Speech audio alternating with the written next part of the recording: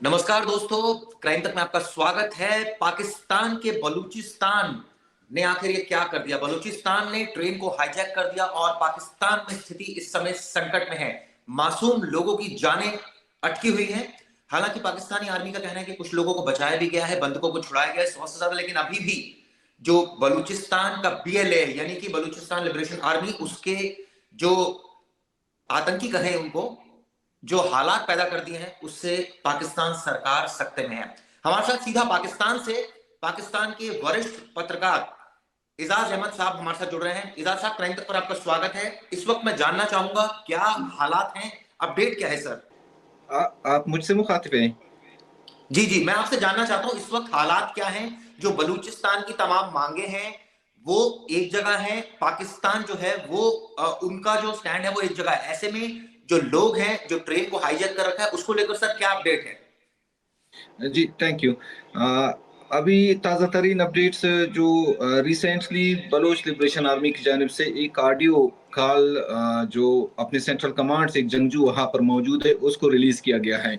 जो सिचुएशन के हवाले से बात कर रहा है, उनका कहना है कि यहाँ पर फ़ौजी थोड़ी उनकी मूवमेंट हुई है, उनको हमने मार दिया है, 2-3 ज़ख्मी हुए हैं, वो फिर से भाग गए हैं।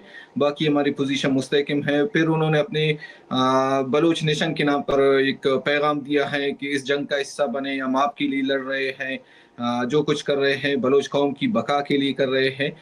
तो जो बलूच जंगजू है वो अपने पैगामात देते हैं अपनी कौम के नाम, इस तरह के अक्सर ऑडियोज़ वगैरह बैटलफ़ील्ड से। गो कि जो वाक़या हुआ है, ट्रेन हाईजैक हुआ है, ये बहुत ही दुश्वार गुज़ार इलाका है। वहाँ पर कम्युनिकेशन की प्रॉपर चीज़ें तो नहीं है। जंगजू अपनी तरीके से मैनेज कर लेते हैं, कुछ न कुछ उनके हाथ में आ ही जाता है।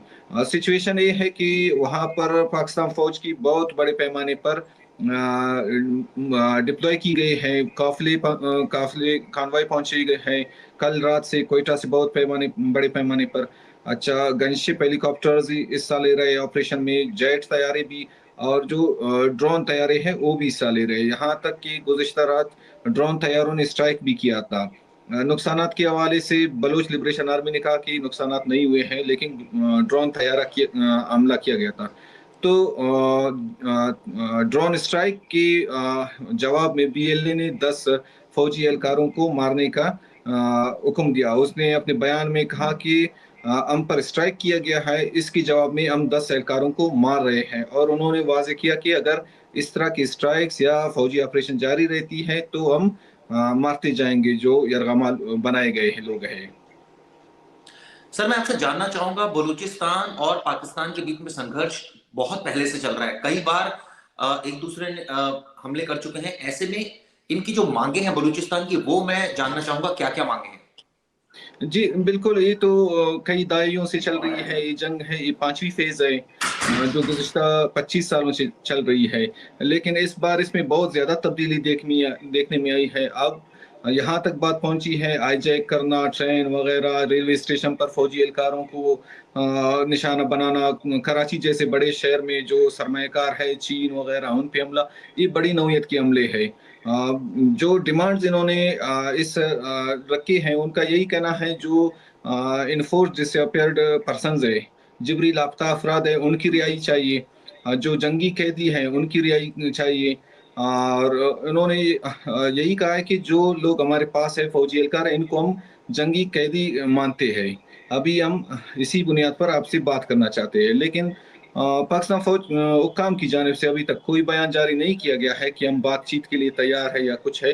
पिछले 24 घंटों से ऑपरेशन की ही खबरें आ रही हैं। लेटेस्ट एक और बात यहाँ पर कि रेलवे स्टेशन क्वेटा पर तकरीबन 15 ताबूत पहुँचाए गए हैं। मालूम नहीं है किसके हैं, रेलवे हुक्काम को भी मालूम नहीं है कि किसके हैं। तो ऐसी सिचुएशन है जो जिनके लोग गए हैं, ट्रेन में सवार हुए हैं, वो भी रेलवे स्टेशन पर पहुँचे, उनका यही कहना है कि हमें कोई इन्फॉर्मेशन नहीं दी जा रही है। यहाँ पर जो इन्फॉर्मेशन डेस्क है, इनको कुछ भी मालूम नहीं, वो हमारे साथ ताउन नहीं कर रहे हैं। बेसिकली उनकी यही है, लेकिन अभी तक बात वहाँ तक नहीं पहुँची है कि हम बातचीत करना चाहते हैं, आप अपने कोई फ़हरिस्त दें, किसको रिहा करना चाहते हैं, वगैरह। फिलहाल तो ऑपरेशन चल रही है, स्ट्राइक वगैरह वहाँ पर जड़ पे चल रही है। हमारे साथ पाकिस्तान से वरिष्ठ पत्रकार एजाज अहमद भी जुड़ गए हैं। सर, मैं आपसे भी जानना चाहूंगा एजाज साहब कि पाकिस्तान का क्या स्टैंड है इसको लेकर, जिस तरह से लगातार बलूचिस्तान और पाकिस्तान के बीच में ये वॉर लाइक सिचुएशन है, वो एक अलग एक तरह से कहा जाए देश की मांग कर रहे हैं। उनका कहना है कि उनके खनिजों का कहीं ना कहीं दुरुपयोग हो रहा है, चीन कर रहा है, और ऐसे में वो चाहते हैं कि पाकिस्तान सरकार का कोई हस्तक्षेप ना हो। इस पर आपका क्या स्टैंड है सर? देखिए चिराग साहब, थोड़ी सी इस पर बात मैं करना चाहूंगा जो अभी ये कर रहे थे, बाबू साहब कर रहे थे। इस वक्त एक सिचुएशन चल रही है, उसमें ये पॉसिबल नहीं है कि डेड बॉडीज निकाली जाए और फिर उनको उनको ताबूत की शक्ल दी जाए। ये मेरे जैसा आम आदमी भी समझता है, तो लिहाजा मैं ये जाती तौर पर समझता हूँ। और फिर मेरे क्वेटा में भी दोस्त हैं, उनसे भी राब्ते किए हैं, तो ऐसी कोई सिचुएशन फिलहाल क्वेटा स्टेशन पर नहीं है। दूसरा रहा बीएलए का कि जी जंगी कैदियों का तबादला, तो क्या जंग इस तरह होती है कि चंद दहशतगर्द एक जगह ट्रेन में आ जाएं? और जंग तो मुल्कों के दरमियान हुआ करती है। रूस यूक्रेन की जंग है, पाकिस्तान इंडिया में 3 जंगें हुई हैं, 4 बल्कि 4 जंगें हुई हैं। तो एक तो थोड़ा सा अल्फाज के इस्तेमाल में थोड़ा सा मीडिया के लोगों को एहतियात करनी चाहिए, नंबर 1। जहां तक बात करने का ताल्लुक है ना, गुज़िश्ता रोज भी ये बात हो रही थी कि बात एक तो किससे की जाएगी? कोई सामने हो तो उससे बात की जाएगी। सामने तो कोई है नहीं। जैसे एक जमाने में आपको याद होगा, आप भी शायद छोटे होंगे, हम भी जरा छोटे होते थे। ये चूंकि नौजवान लगते हैं तो हो सकता है ये ना हो, जब आयरिश रिपब्लिकन आर्मी जो है वो आयरलैंड के लिए के हवाले से अपनी एक मूवमेंट चला रही थी।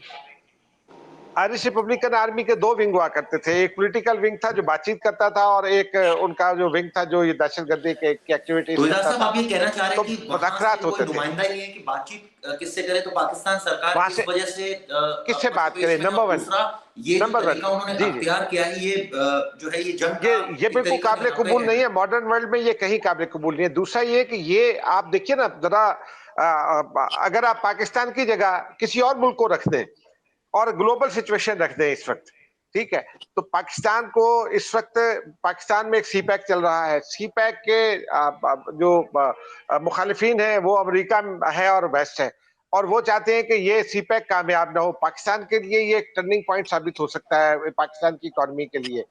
तो सिचुएशन उस वजह से, और सी पैक खास निशाना है अभी, इनकी बात से भी लगा, चीन के मफादात को निशाना बनाया जा रहा है, पाकिस्तान के मफादात को निशाना बनाया जा रहा है। और अगर कोई इन्वेस्टमेंट आनी है, पाकिस्तान में बलूचिस्तान में मादनियात हैं, अगर कोई इन्वेस्टमेंट आनी है तो उसका फायदा अल्टीमेटली तो सूबे को होना है ना। लेकिन प्रॉब्लम यह है कि जैसे गुज़िश्ता रोज भी मैं बता रहा था, लेकिन ये बात फिर उसके बाद मैंने किसी से बात की तो पता चला कि अब ये कहते हैं कि जनाब हमारे हुकूक नहीं दे रहे। हुकूक की शिकायत तमाम जगहों पर लोगों को होती है, बेशुमार किस्म की शिकायत होती है, इसमें कोई शक नहीं है। लेकिन बलूचिस्तान की वजह से पाकिस्तान का जो नेशनल फाइनेंस कमीशन अवार्ड है, उसमें फंडामेंटल तब्दीलियां लाई गई। वो कहते थे कि ये वर्टिकल, इसको हॉरिजॉन्टल कर दें, इसको जमीन और आबादी की बुनियाद पे कर दें, क्योंकि बलूचिस्तान की आबादी कम है, जमीन बहुत ज्यादा है। तो फिर उसको वर्टिकल कर दिया। अब बलूचिस्तान में मैं पिछले 35-40 साल से जाता हूँ, ऑफ एंड ऑन जाता हूँ, और मैंने काफी बेहतरी देखी है सूरत हाल में। एक जमाने में थी। अच्छा, फिर जॉब्स का प्रॉब्लम है। मेरा मैं इस्लामाबाद में रहता हूँ और पाकिस्तान के शायद चंद गिने चुने जर्नलिस्ट में शामिल हूँ। मेरा अपना सगा भाई 4 साल 5 साल बेरोजगार फिरता रहा।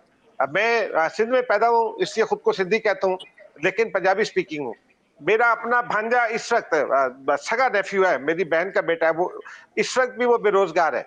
ठीक है जी, और वो कई जगहों पर टेस्ट देता है, पास करता है। मैं उसको कहता हूँ बेटे मेरिट पर आना है, वो टेस्ट देता है, पास करता है, जॉब नहीं हो पाती। ठीक है, तो ये सिचुएशन, ये कंप्लेंट्स हर जगह हैं। लेकिन जो जो प्रॉब्लम है वो ये है कि एक ग्रुप, और फिर बलूचिस्तान का जो पाकिस्तान के साथ इलाक था, दैट वाज लेजिटिमेट। वो खान ऑफ कलात उस जमाने में होते थे, और बलूचिस्तान नाम की तो कोई चीज मौजूद नहीं होती थी। 3 रियासतें थी, और वो तीनों रियासतों के जो सरदारान थे उन्होंने पाकिस्तान के हक में फैसला दिया था, और पाकिस्तान के साथ उन्होंने अनेक्स किया था। उसमें उसके बाद चंद लोग खड़े हुए कि नहीं जी हम इसको नहीं मानते। तो चंद लोगों की बात जो है वो लाखों करोड़ों लोगों के ऊपर जो है वो हावी नहीं हो सकती। अब इसमें प्रॉब्लम लेकिन ये है सर, कि एक बीएलए असलियत जो तो है, ये भी है ना कि जब अगर पाकिस्तान ये कहता है कि वो हमारा हिस्सा है, लेकिन उसके बावजूद बलूचिस्तान अपने आप में कई बार हमले कर चुका है अकॉर्डिंग टू पाकिस्तान। तो ऐसे में पूरी तरह से संघर्ष एंड तो हुआ नहीं, ना तो पाकिस्तान ने उसको कब्जाया। तो एट द एंड इसका सर सोल्यूशन क्या है, क्योंकि आज जो स्थिति पैदा हुई है ये तो वाकई बड़ी खतरनाक स्थिति है। जी, यकीनी तौर पर पाकिस्तान की जो हुकूमतें रही हैं उन्होंने गलतियां जरूर की हैं। मैं तो इसको ना गलतियों को डिफेंड करूंगा और ना ही कोई बात करूंगा, लेकिन मैं जो फंडामेंटल जो आप कह लेना कि जो किसी भी मुल्क के लिए जो फंडामेंटल प्रिंसिपल्स है उसमें जो जो और जो ये तकसीम ऐसे तो नहीं हुई थी, ये बड़े सगीर में एक गैर मुल्की हुकूमत थी और उस जमाने में ये तकसीम हुई थी। उसमें एक रेडक्लिफ अवार्ड बना, फिर उसके बाद डिवीजन का फार्मूला बना और उसके बाद रियासतों को ये मौके दिए गए कि वो आजाद रहना चाहते हैं, किसके साथ जाना चाहते हैं। ये सारी चीजें, इन सारी चीजों को फॉलो हुआ ना, तो ये एक लीगल प्रोसेस था सारा। अब उसके बाद जो है वो ये कहते हैं कि जनाब आप सब निकल जाएं। अब बलूचिस्तान जो है वो खाली बलूच तो नहीं है, उसमें बलूच तो उसमें 22% है, बाकी तो या पश्तून है, ब्राह्वी है, अब उसमें कुछ और बोलने वाले भी हैं, पंजाबी बाद अज़ां गए, ठीक है ना। अब ये एक शिकायत जरूर उनकी, एक ये कंसर्न उनका जरूर हो सकता है कि जी अच्छा बलोच जो है वो उसमें माइनॉरिटी में चले जाएंगे। आप उसका कोई ना कोई लीगल रेमेडी आप सजेस्ट कर सकते हैं। आज तक बलूचिस्तान सरदारों से मैं पूछता भी हूँ कि आपने क्या किया। मैंने बहुत तफसील के साथ बलूचिस्तान देखा और बहुत पहले देखा। मैं आपको यकीन से बताऊं, मैं शायद 20-25 साल पुरानी बात है, बलूचिस्तान में गए, चीफ मिनिस्टर साहब के साथ गए, और वो चीफ मिनिस्टर साहब आजकल जो है वो बड़े नेशनलिस्ट बने हुए हैं, और वो थैलों में ये बड़े बड़े बैग्स जो थे ना उसमें कैश लेकर जाते थे और यूं मुट्ठी भरते थे और लोगों को देते थे कि ये डेवलपमेंट फंड है, अपने लोगों को देते थे। बड़े बड़े स्कूल रियासत पाकिस्तान ने या सूबाई हुकूमत ने स्कूल बनाए, वहां सरदारों के जानवर बंधे होते थे। एजाज जी कह रहे हैं कि पाकिस्तान एक तरह से कहा जाए अगर बलूचिस्तान उसमें इंक्लूड होता है तो इससे बलूचिस्तान का ही भला है। क्या आप इस बात को सर मानते हैं या फिर आपकी जो नहीं, मैं ये नहीं कह रहा हूं कि इग्नोर होना बलूचिस्तान का भला है। मैं इस पे बात करना चाहूंगा। देखिए कुछ चीजें हैं तोड़ मरोड़ कर पेश किए जाते हैं। फर्स्ट, मैंने जो मालूमात दी, रेलवे स्टेशन की फुटेज मेरे पास है, ताबूत की फुटेज मेरे पास है, मैं आपको भेज सकता हूँ, ठीक है। वहां पर जो खबरें अभी ब्रेक हो चुकी है, आप जाएं, सब ब्रेक कर रहे हैं कि लवाकिन है जो जिनके अब बंदे ट्रेन में सवार थे वो रो रहे हैं, कह रहे हैं कि हमें मालूमात नहीं दी जा रही कि हमारे बंदे किस हाल में है, कैसे है। मैं झूठी प्रोपेगेंडा वगैरह इस तरह की चीजें नहीं करता हूँ। एक तो ये है। बाकी आपने कहा कि एक छोटी सी इंटरवेंशन, अभी मेरी बारी है, अभी मेरी बारी, एक छोटी सी इंटरवेंशन, ये लवाकिन वाली बात बिल्कुल ठीक है कि लवाकिन परेशान है, ये बात बिल्कुल ठीक है। बलूचिस्तान की आप कह रहे हैं कि 3 रियासतें रही, 3 रियासतें किसने बनाई? अंग्रेज यहाँ पर हुक्मरान थे, उन्होंने बनाई। बलूचिस्तान तो वही था, आपने तोड़ा, फिर दूसरे ने खुद उन्होंने जोड़ा। फिर उससे आप आगे जाए, नूरी नसीर खान के दौर में बलूचिस्तान की रकबा किधर तक था, वहाँ वो कहाँ तक फैली हुई थी, कौन कौन से हिस्से उसके थे। फिर उसके बाद नवाब मेहरब खान की 1839 में अंग्रेज आए, तो उन्होंने भी मुजामत की, जंग लड़ी, शहादत हासिल की। उसके बाद इसको डिवाइड एंड रूल के तहत इसको बांट दिया गया। तीसरी बात, आपने कहा कि वो खुद ही इसमें शामिल हुए हैं, खुद ही शामिल नहीं हुए हैं। बलूचिस्तान की जो सेनेट आप कह सकते हैं, ऐवान बाला, ऐवान ज़ीरी, इन्होंने बिजनजो ने खुद इसके खिलाफ वोट दिया कि हम पाकिस्तान के साथ शामिल नहीं होना चाहते हैं। ये हक़ाइक़ भी आप बयान करें। उन्होंने वोट किया। देखिए, म्यूनिसिपल कमेटी में जो वोटिंग हुई बिल्कुल ऐसे ही थी जैसे कि आज बलूचिस्तान में इंतखाबात होते हैं। ड्रग डीलर्स भी लाए गए हैं, कारोबारी अफराद लाए गए हैं, यहाँ तक कि डॉक्टर मालिक है, अख्तर मिंगल है, उनको साइड किया गया है कि आप पाकिस्तान फौज के मुफादात को यहाँ तहफ़्फ़ुज़ नहीं दे सकते हैं, हमारी आपकी ज़रूरत नहीं है। तो उन्होंने दूसरे लोगों को अपने लिए ले आ चुके हैं। वैसे तो देखिए, वो कहते हैं कि इंतखाबात भी हुए हैं, लेकिन किस तरह के इंतखाबात होते हैं, कौन लाए जाते हैं, सिलेक्शन होती है, फॉर्म 47 पर लाए जाते हैं लोग। वज़ीर आला बलूचिस्तान है सरफराज बुगटी, वो शमूलियत करते हैं, उसमें मुस्लिम लीग नून में होते हैं, बाप पार्टी में होते हैं, उनको कहा जाता है नहीं आप मूव करें पीपल्स पार्टी पर। फिर सेनेट से उनको कहा जाता है इस्तीफा दे कि हम आपको वज़ीर आला लाएंगे। ये अगर प्लांटेड चीजें नहीं हैं बलूचिस्तान में जो कुछ हो रही है तो वाज़ेह होगी। बाकी आपके सवाल का है बलूचिस्तान में देखिए, वन क्वेश्चन, यहाँ पर हकूक की बात तो होती है, लेकिन हकूक से बढ़कर वो लोग कहते हैं, जो जंगजू है वो तो नहीं कहते कि हमें हकूक दें। वो कहते हैं हमारी सरजमीन है, आप हमारी सरजमीन पर आए हैं, हमारे लोगों को मार रहे हैं। एजाज साहब शायद इन एदाद शुमार उनके सामने से नहीं गुजरे। पिछले 2 महीनों के दौरान सिर्फ एक दिन में 45 अफराद उठाए जाते हैं कलात सिटी से। सिर्फ एक दिन के, एक रात में 45 अफराद उठाए जाते हैं। एक महीने में 90 मैं सर अफराद। इजाज इनके साहब आपसे सारे जानना तादाद चाहूंगा, मेरे जो पास। बलूचिस्तान अपने आप में जी मैं एक तरह से अपनी सरकार चला रहा है वहां पर, तो फिर पाकिस्तान क्यों इतना इंटरवीन करना चाहता है? उनको एक अलग जो है वो देश क्यों नहीं घोषित कर दिया जाता, और उनको अलग तरीके से जो है वो अपनी रियासत चलाने के लिए क्यों नहीं कहा जाता? चिराग साहब देखिए ना, डेमोक्रेसी क्या है? डेमोक्रेसी लोगों की विल का नाम है ना। आप आइए, एक जमाने में सिंधु देश तहरीक भी चला करती थी, लेकिन सिंधु देश तहरीक के लोग जब इलेक्शन में आते थे तो उनको कितने वोट मिलते थे लोगों का? ये तो अच्छा, अब ये जो अभी कह रहे थे कि फॉर्म 45 47, ये तो इस वक्त सारे पाकिस्तान में पीटीआई की शिकायत है 45 47 की, ठीक है ना। ये सारी ज्यादतियां, कोई नहीं कहता कि पाकिस्तान में इंतखाबात पे धांधली नहीं हुई, कोई नहीं कहता कि पाकिस्तान में इलेक्शन में को रिग नहीं किया गया। सब इस बात को मानते भी हैं, माजी में भी होता है, उससे पहले भी होता है। बेनजीर भुट्टो की भी शिकायत थी, लेकिन इसका मतलब ये नहीं होता कि आप आर्म्स उठा लें। इसका मतलब ये नहीं होता कि आप अपने लोगों को के लिए स्पेस कम करना शुरू कर दें। जो मेरा मौकफ है वो ये है कि बलूचिस्तान के अवाम का है, लेकिन 52% है पख्तून, वो तो आजादी नहीं मांगते। 22% है बलूच बोलने वाले, बाकी है ब्राह्वी, ठीक है जी, और फिर उसके अलावा छोटी अकवाम है। अब जब ये सारे लोग अगर ये कहें कि जी हमें नहीं चाहिए, और कोई रेफरेंडम होता है, कोई इस तरह की चीजें होती हैं, सिख आजकल करवा रहे हैं ना दुनिया भर में रेफरेंडम खालिस्तान के लिए। क्या इंडियन गवर्नमेंट सिखों के खालिस्तान के रेफरेंडम को तस्लीम कर रही है? नहीं तस्लीम कर रही। नहीं, तो लेकिन ये मैं हो सकता है, इससे पूछना नहीं मैं सिर्फ एक मिसाल दे रहा हूँ, मैं सिर्फ एक मिसाल दे रहा हूँ। 22% सिर्फ बलूच है, तो ऐसे में उनके जो थॉट्स हैं उनको कैसे मान लिया जाए कि ये सारे पूरी आवाम के जो है ये थॉट्स हैं? इसको लेकर सर आपका क्या सर देखिए ना, देखिए वो लोग यहाँ अपने पर नुमाइंदे, मेरी सुनिए, मैं एक जवाब दे दूं। वो लोग अपने नुमाइंदे इलेक्ट करते हैं। वो लोग अपने अख्तर मेंगल को भी वोट किया लोगों ने, वोट किया बदिंजो साहब को भी। इनकी अपनी हुकूमतें भी रही। जब ये हुकूमत में होते तो कुछ नहीं बोलते, हुकूमत से बाहर निकलते तो फिर इनको शिकायत याद आ जाती है। मुझे ये बताया जाए कि बदिंजो साहब की हुकूमत रही, उन्होंने तरक्याती काम किए, बिल्कुल नो डाउट। लेकिन आप मुझे ये बताइए कि जाम अब्दुल कादिर जाम साहब की हुकूमत रही, जाम साहब के बेटे वजीर आला रहे, बदिंजो साहब वजीर आला रहे, कितने इन्होंने स्कूल खुलने दिए, कितने लोगों तक के लिए हायर एजुकेशन के अदारे बनाए।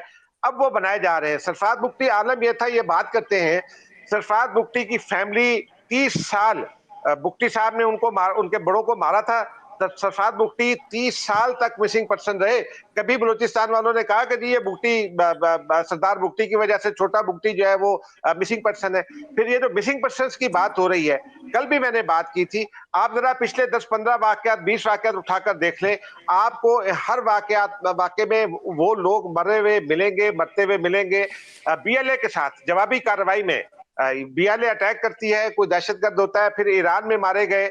ईरान ने जब पाकिस्तान के एक सरहदी इलाके पर अटैक किया था, तो उसका जब जवाब दिया गया, तो सिस्तान में कैंप पर अटैक हुआ, तो 2 वो लोग वो मारे गए थे जब मारंग बलोच यहाँ बैठी हुई थी, और उस मारंग बलोच की लिस्ट में उनका नाम था, और मारंग बलोच ने कहा देखा ये हमारे मिसिंग पर्सन से, रियासत तो उठाया हुआ था, बाद जाकर ईरानी बलूचिस्तान में मारे गए।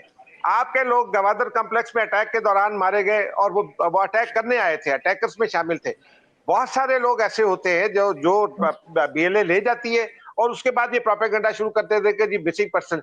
आपको इन्वेस्टिगेशन तो होने देना। बलूचिस्तान ही के थे जस्टिस जावेद इकबाल, जो चेयरमैन है आज तक, वो उन्होंने उनके पास एक लिस्ट है, बहुत साहब आपसे वो पूछना इन्वेस्टिगेट चाहूंगा करते हैं। मैं, जो इजाज साहब आरोप लगा रहे हैं तमाम, इसमें जंग का ये नियम होता है कि वो तो अगर जंग होती है तो उनमें मासूम लोगों को निशाना नहीं बनाया जाता, लेकिन जिस तरह से ट्रेन को हाईजैक किया गया, कहीं ना कहीं मासूम लोगों को ही तो निशाना बनाया जा रहा है। देखिए मासूम लोगों की इन्होंने फर्स्ट जो 200 से ज्यादा मुसाफिर थे उनको रिहा कर दिया। उनके स्टेटमेंट्स भी आ चुके हैं। उनका यही कहना है सर कि ये बिल्कुल गलत खवातीन हैं, बात है बच्चे हैं। एजाज साहब मुझे बात करने दें, मैं आपके जी। वकिया। तो उनको रिहा कर दिया। उनकी स्टेटमेंट्स है, बिल्कुल आप किसी भी अदारे पर जाए, उनका यही कहना है कि हमें आप हमारे रकमाली नहीं है। फिर जो फौजी एहलकार हैं उनकी लिस्ट आई है। बाकी जो कुछ हो रहा है वहाँ पर देखिए ड्रोन स्ट्राइक होता है, कौन गारंटी दे सकता है कि आम लोग नहीं मारे जाएंगे, या उसकी करीबी आबादी को गुज़िश्ता रात खाली किया जा रहा था। बिल्कुल उसके करीबी इलाके का इधर से निकल जाए। वो कह रहे थे कि हमारे मतलब हम दूर हैं उस जगह से, आप मुझे क्यों हमें क्यों निकाल रहे हैं। ये चीज़ें हैं। बाकी एजाज साहब जो पाकिस्तानी पैटर्न होता है, कोई आते हैं उस तरह की बातें करते हैं। देखिए मैं आपको फैक्ट एंड फिगर्स के साथ बात करती हूँ। कलात में जो प्रोटेस्ट हुए हैं इस महीने, जो प्रोटेस्ट हुए हैं 35-45 अफराद को उठाया गया था, उनमें से कई रिहा हो गए। वो इन्हीं के पास से रिहा हो गए ना। सूराब में 12 खानदान थे जिनके अफराद जबरी लापता थे। उनमें से 7 को उन्होंने रिहा कर दिया, बाकी के लिए उन्होंने वक्त मांगा है।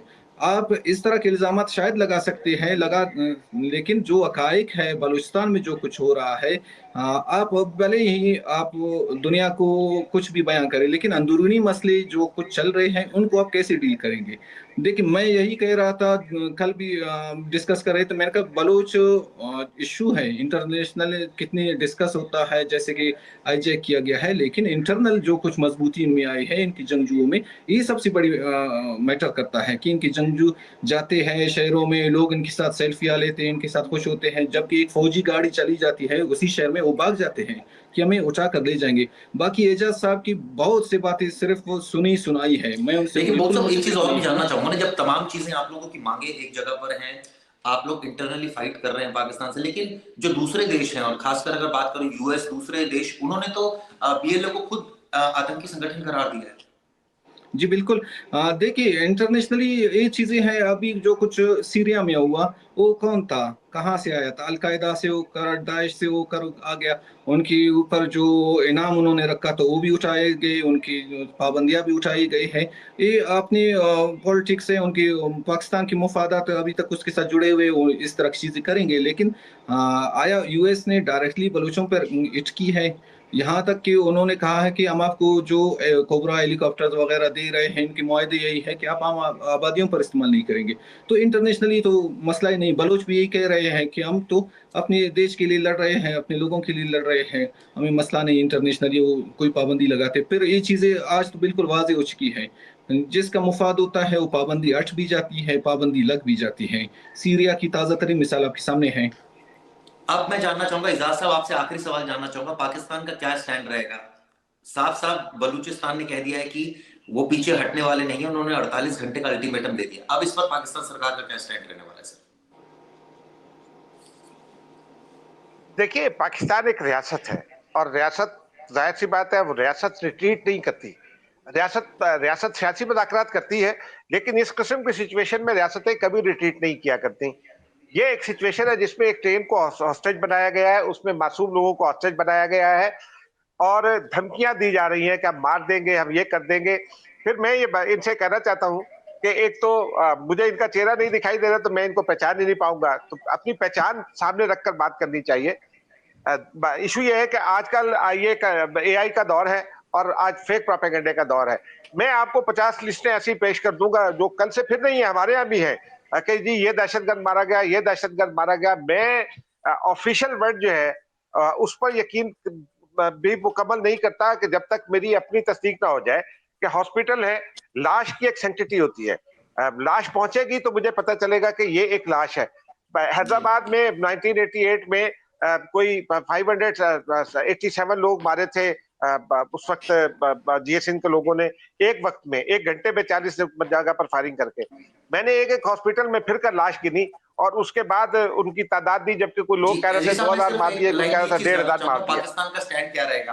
क्या वो जो अल्टीमेटम दिया है उसको पाकिस्तान का स्टैंड ये है कि इन दहशतगर्दों से, पाकिस्तान का स्टैंड ये है कि इन दहशतगर्दों से कोई बात नहीं की जाएगी, आम जो लोग हैं उनसे बात की जाएगी। बलोच यकजहती कमेटी क्या, आप देखिए ना, अब मासूम लोग पकड़े हुए हैं, बलोच यकजहती कमेटी कहाँ है? रोज वैसे तो वो आ जाते हैं, लेकिन जो और फिर जब वो बलोच यकजहती कमेटी भी वापस भाग जाती है, वो जो सियासी कमेटी है वो भी उसका गायब हो जाती है। जब बीएलए के कैंप में बीएलए के साथ आया हमला और मिसिंग पर्सन में से निकलता है, उस वक्त वो गायब हो जाते हैं।